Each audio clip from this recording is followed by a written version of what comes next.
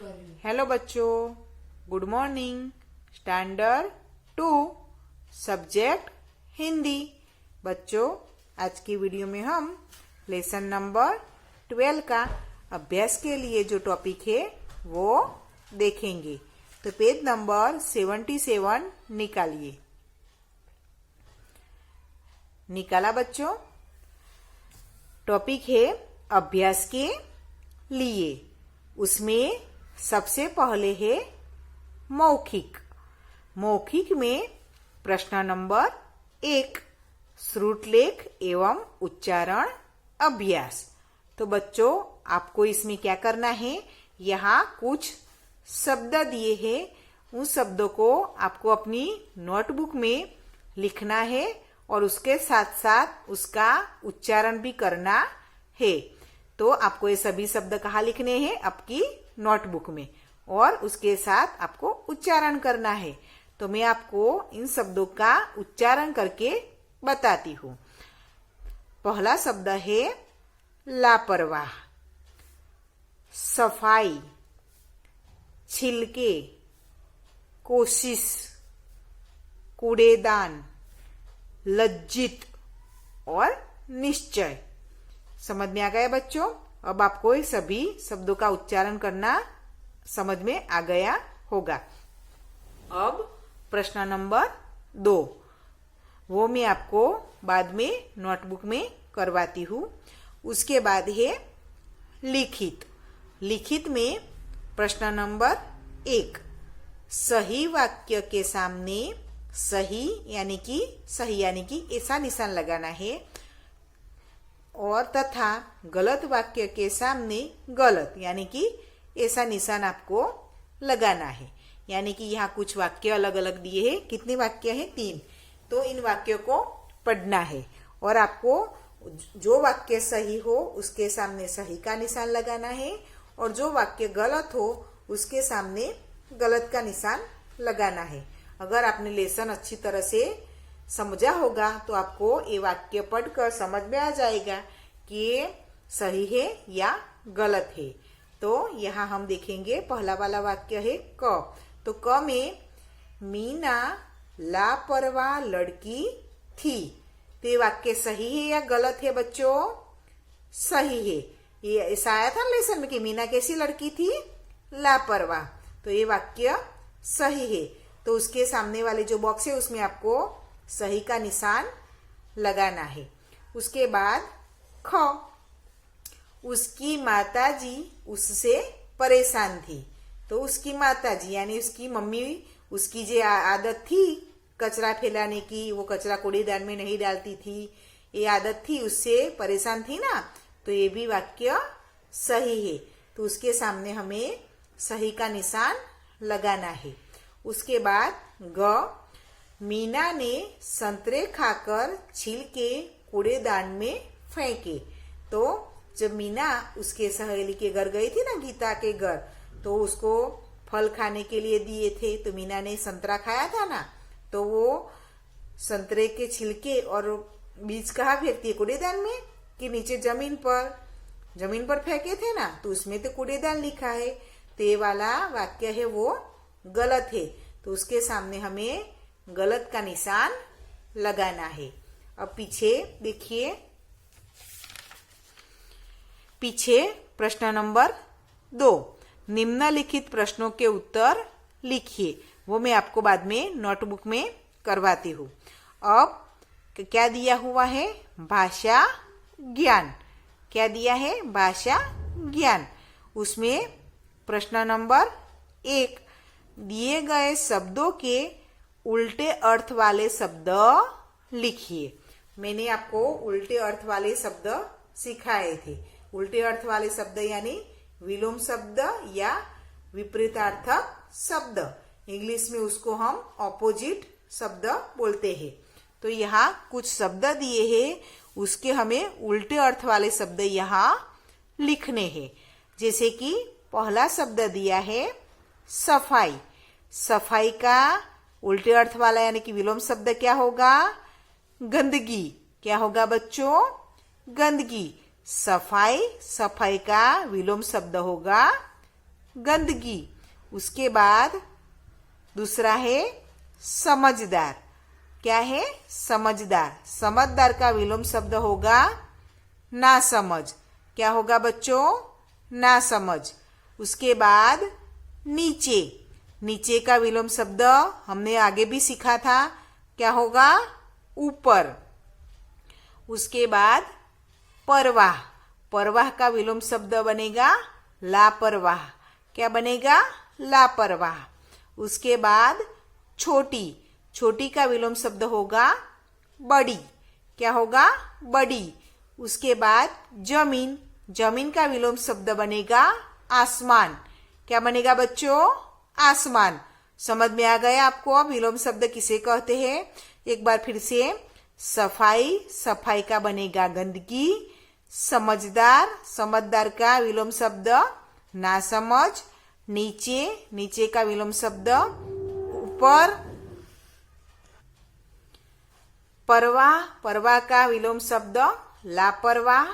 छोटी। छोटी का विलोम शब्द बड़ी। जमीन। जमीन का विलोम शब्द आसमान। अब यहाँ प्रश्न नंबर 2। दिए गए अशुद्ध और शुद्ध शब्दों को पढ़िए और समझिए। यहाँ कुछ अशुद्ध शब्द दिए हैं और कुछ शुद्ध शब्द दिए हैं। तो जो यहाँ पहला जो है वो अशुद्ध है, उसकी जोड़नी गलत है और उसके सामने वही शब्द शुद्ध रूप में दिया हुआ है। तो हम उसका उच्चारण करके देखेंगे और समझेंगे। तो पहला है आजाद। तो उसका उच्चारण क्या होता है? आजाद। क्योंकि ये नुक्ता यानी कि दूसरी भाषा से आया हुआ शब्द है, तो उसमें क्या होता है? ज के नीचे नुक्ता लगता है। जब मैंने आपको नुक्ता वाला टॉपिक समझाया था तब आपको बताया था कि दूसरी भाषा में से जो शब्द हिंदी भाषा में लाए गए हैं उन शब्दों के नीचे नुक्ता लगाना पड़ता है। तो आजाद ऐसा ही एक शब्द है, लेकिन ये अशुद्ध जो उस शब्द है उसके नीचे ज के नीचे नुक्ता नहीं लगा, इसलिए ये गलत है और उसका उच्चारण क्या होता है? आजाद। लेकिन उसका शुद्ध रूप कौन सा है? आजाद। इसके नीचे देखो नुक्ता लगा हुआ है, तो उसका उच्चारण होता है आजाद। ये आजाद, ये आजाद, ये दोनों के उच्चारण में फर्क होता है। अब दूसरा वाला परीक्षा। तो इसमें क्या है? ई की मात्रा देखिए, ये छोटे वाले ई की मात्रा लगी है ना, लेकिन परीक्षा में बड़े वाले ई की मात्रा लगती है। तो ये इसका अशुद्ध रूप है और ये शुद्ध रूप है। उसके बाद दीवार। दीवार में भी ये छोटे वाले ई की मात्रा लगी है, उसमें आपको कौन सी मात्रा लगानी है? बड़े वाले ई की। कौन सी? बड़े वाले ई की। तो दीवार, ये दीवार, ये दी ई की उच्चारण हमें थोड़ी लंबी खींचनी पड़ती है। अब ऐनक। ऐनक इसमें गलत है क्योंकि ये ऐनक बोला जाता है, लेकिन हिंदी में चश्मे को ऐनक नहीं लेकिन ऐनक बोलते हैं। तो ये है, यहाँ क्या आएगा? एक ही जगह ऐ आएगा, तो ऐनक। तो ये गलत है और ये सही है। अब आगे देखिए ध्यान। तो ध्यान हिंदी इस तरह नहीं लिखते, या इसमें ध पूरा दिया हुआ है, देखा आपने। लेकिन जब ध्यान, तो ये उसका उच्चारण होता है ध्यान, लेकिन हम उसको शब्द में किस तरह लिखते हैं? ध्यान। तो उसमें ध आधा आता है, यानी ये पूरा नहीं लिखा जाता, ध आधा और य को मिलाया जाता है, तो इसका उच्चारण होगा ध्यान। समझ में आया बच्चों? तो ये गलत है और ये सही है। उसके बाद सहेली और सहेली। तो इसमें सहेली, सहेली में ऐ की मात्रा लगी है, तो जब सहेली बोलते हैं तो हम ऐ का उच्चारण नहीं करते, लेकिन ए का उच्चारण निकलता है। तो ये ऐ की मात्रा लगाई है, तो ये वाला गलत है। इसका उच्चारण होता है सहेली, लेकिन हिंदी में क्या होता है? मित्र की, जो हमारी दोस्त होती है उसको सहेली बोलते हैं, तो इसमें एक ही मात्रा लगती है, तो ये वाला सही है। उसके बाद है लजीत।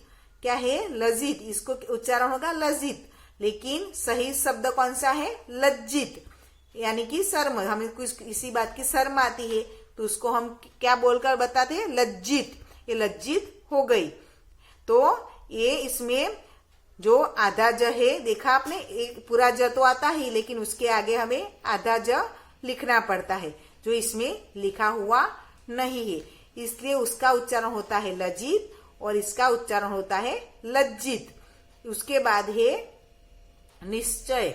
तो निश्चय में आप देखिए, इसका उच्चारण होगा निश्चय, क्योंकि स पूरा लिखा हुआ है, लेकिन निश्चय तो इसमें स की ध्वनि कैसी निकलती है, आधी, तो उसमें कैसा स लिखना पड़ता है हमें, आधा, तो हम पूरा स यहाँ नहीं लिख सकते, तो उसका उच्चारण होगा निश्चय।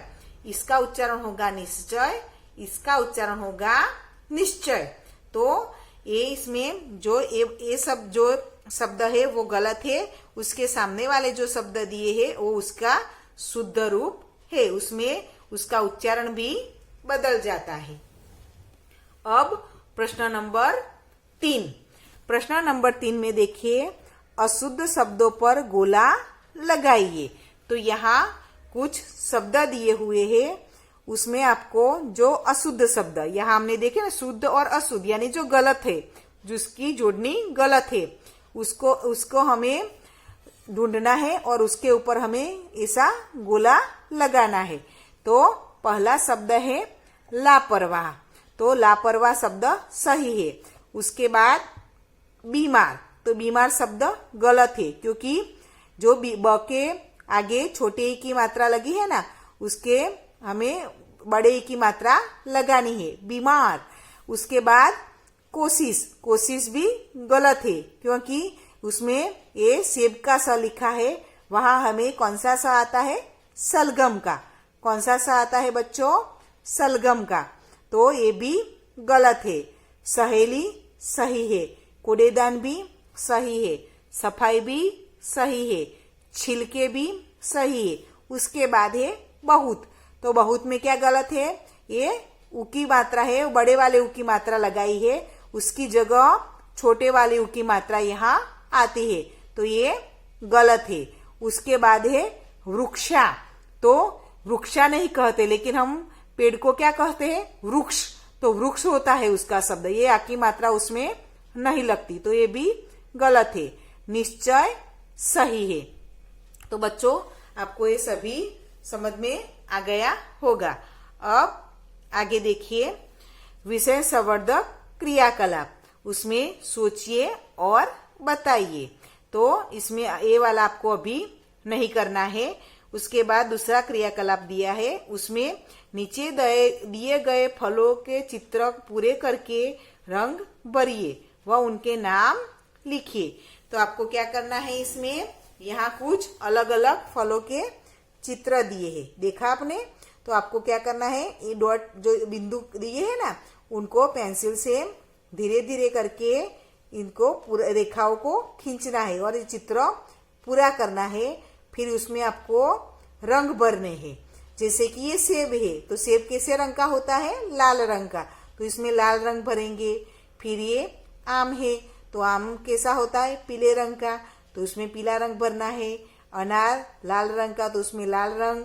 फिर अंगूर, तो अंगूर, हरे रंग तो हरा रंग, ऐसे आपको रंग इसमें भरने हैं। और उसके पास में जो जगह दी है उसमें उसका नाम लिखना है, जैसे कि ये सेब का चित्र है तो सेब, आम का चित्र दिया है तो आम, अनार का चित्र दिया है तो अनार, और अंगूर का चित्र दिया है तो अंगूर।